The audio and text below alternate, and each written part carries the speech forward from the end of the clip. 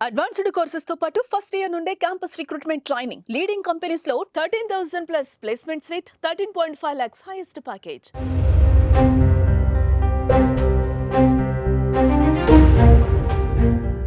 ప్రపంచంలోనే ఎత్తైన రైల్వే వంతెన అయిన చినాబ్ బ్రిడ్జ్ నిర్మాణానికి కేంద్ర బిందువుగా నిలిచిన మహిళా శాస్త్రవేత్త కథ ప్రస్తుతం దేశవ్యాప్తంగా ప్రశంసలు అందుకుంటుంది.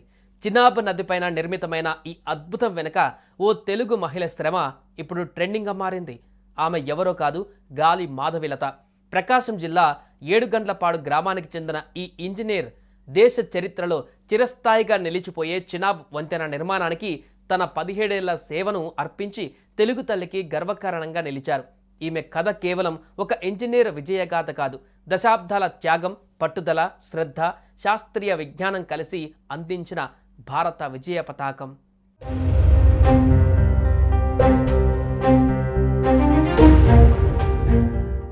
జమ్మూ శ్రీనగర్ను అనుసంధానం చేసేందుకు ప్రపంచంలోనే అత్యంత ఎత్తైన సింగిల్ ఆర్చ్ రైల్వే వంతెనను ఈఫిల్ టవర్ కన్నా 35 మీటర్ల ఎత్తైన ఇంజనీరింగ్ అద్భుతంగా వర్ణించే ఈ చినాబ్ రైలు వంతెనను డిజైన్ చేసింది ఓ తెలుగు మహిళ.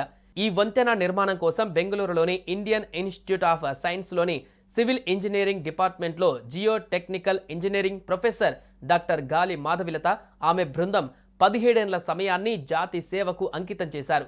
ఇండియన్ జియో టెక్నిక్ జనరల్ మే 28న ప్రచురించిన మహిళల ప్రత్యేక సంచికలో మాధవిలత ఓ వ్యాసాన్ని రాశారు. భారత 100 ఏళ్ల కల అయిన ఈ వంతెన నిర్మాణం డిజైనింగ్లో తాము ఎదుర్కొన్న సవాళ్లను అందులో వివరించారు.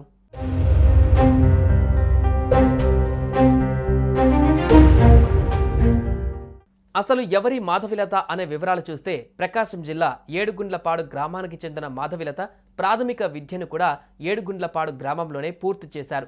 చదువులో ప్రతిభ కనబరిచిన ఆమె తల్లిదండ్రుల ప్రోత్సాహంతో సివిల్ ఇంజనీరింగ్ను ఎంపిక చేసుకున్నారు.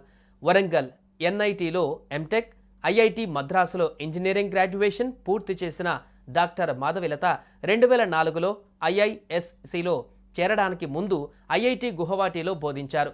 2021లో ఇండియన్ జియో టెక్నికల్ సొసైటీ నుంచి జియో టెక్నికల్ ఇంజనీరింగ్ అవార్డును అందుకున్న తొలి ఉత్తమ పరిశోధకురాలు మాధవిలతే. IISc professor SK Chatterjee outstanding researcher అవార్డును, కర్ణాటక బుక్ ఆఫ్ రికార్డ్స్ నుంచి మహిళా కార్యసాధకురాలు అవార్డును కూడా అందుకున్నారు. టీమ్ ఆఫ్ ఇండియాలోని 75 మంది మహిళల్లో ఆమె అగ్రస్థానంలో నిలిచారు.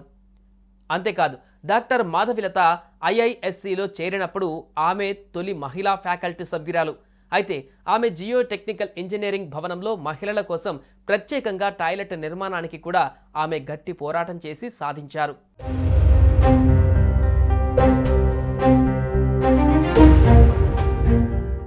ఇక చినాబ్ వంతెన వివరాలు చూస్తే, ఇది కాశ్మీర్లోని రియాసీ జిల్లాలో నిర్మించిన ప్రపంచంలోనే అత్యంత ఎత్తైన రైల్వే వంతెనగా ఇప్పుడు గుర్తింపు పొందింది.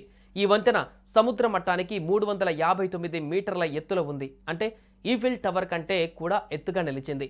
మొత్తం పొడవు 1315 మీటర్లు. ఇందులో ప్రధాన ఆర్చ్ స్పాన్ 467 మీటర్లు విస్తరించింది. గంటకు 260 కిలోమీటర్ల వేగాన్ని భరించగల టెక్నాలజీతో రిక్టర్ స్కేలుపై 8.0 తీవ్రత ఉన్న భూకంపాలను కూడా తట్టుకునేలా నిర్మించబడింది. ఈ వంతెన నిర్మాణానికి 30,000 టన్నుల స్టీల్ను వినియోగించబడింది.